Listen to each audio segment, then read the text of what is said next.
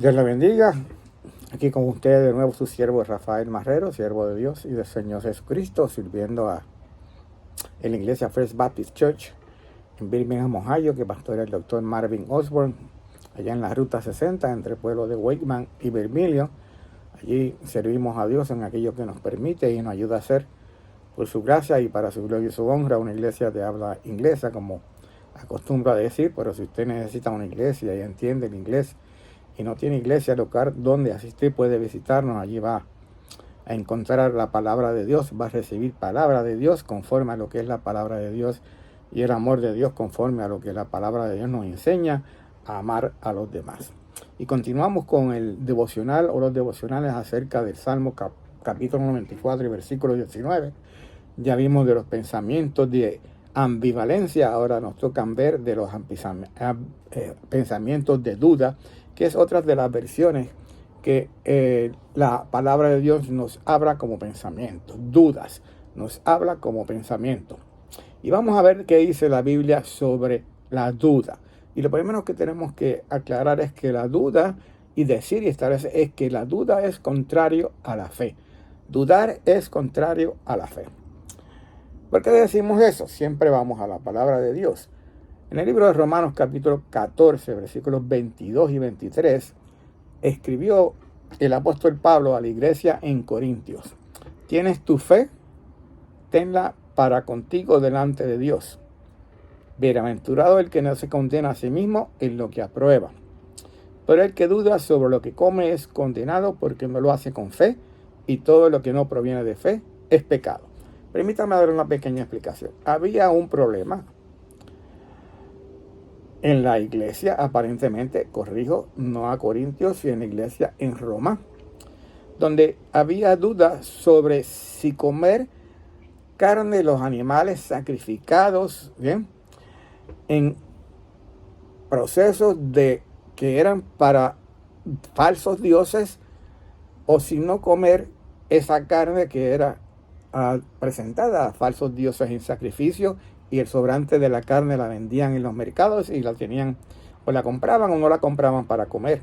Bien. Y había creyentes que justamente pensaban que todo lo que Dios hizo es bueno, bien, y que hay un solo Dios, por lo cual comer de esa carne no era un problema de fe para ellos. Pero sí había otros que tenían un poco de duda, o dudas de comer o no comer de esa carne, porque había sido sacrificada a los falsos dioses o a los falsos ídolos. Y el apóstol Pablo corrige parte de este pensamiento diciendo: ¿tienes tu fe? Tenla para contigo delante de Dios.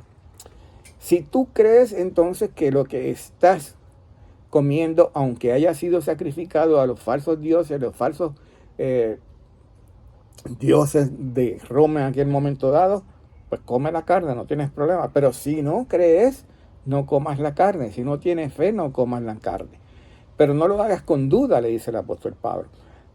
Porque el que duda sobre lo que come es condenado. Y lo importante aquí, porque no lo hace con fe. Y todo lo que no profiere de fe es pecado. Todo lo que no proviene de fe es pecado. Todo lo que hagamos, bien, como para el Señor, pero aún dudando, bien, no agrada a Dios. No agrada a Dios. Fíjense cómo dice la palabra de Hebreos en capítulo 11, versículo 6. Pero sin fe es imposible agradar a Dios, porque es necesario que el que se acerca a Dios crea que le hay. Sin fe es imposible agradar a Dios. Así que la duda, cuando vienen esos pensamientos de duda, esa multitud de pensamientos de duda a nuestra mente, a nuestro corazón, tenemos que rechazarlos. Tenemos que dejarlos a un lado. Porque si dejamos que la duda llene nuestra mente y nuestros corazones, estamos pecando contra Dios. Porque sin fe es imposible agradar a Dios. Porque todo lo que no proviene de fe es pecado. Y escribió el apóstol Santiago en el capítulo 1 y versículo 6. Pero pida con fe, no dudando nada. Pero pida con fe, no dudando nada. Y más aún, cuando oramos a Dios aun cuando estemos orando en su voluntad. Cosas que conocemos que Dios quiere que se den, pero la pedimos o oramos con dudas de que Dios puede hacerlo, ¿bien? Entonces no vamos a recibir porque estamos dudando, porque sin fe es imposible agradar a Dios. Ese otro pensamiento de duda, como el pensamiento de ambivalencia, no agradan a Dios. Y es necesario que el creyente deje a un lado las dudas, elimine los pensamientos de dudas y confíe en Dios. El antídoto, obviamente, contra la duda es la fe en Dios. Y aquellos que en este día todavía no han recibido a Cristo como Señor y Salvador y tienen dudas de si pueden ser salvos o si son salvos o no son salvos, la única manera de poder llegar a Dios es reconociendo a Jesús como Señor y Salvador.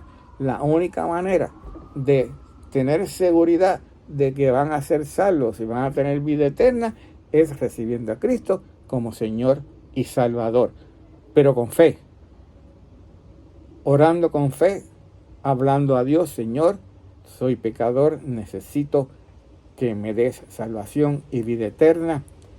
Recibo a Jesús como mi Señor y mi Salvador.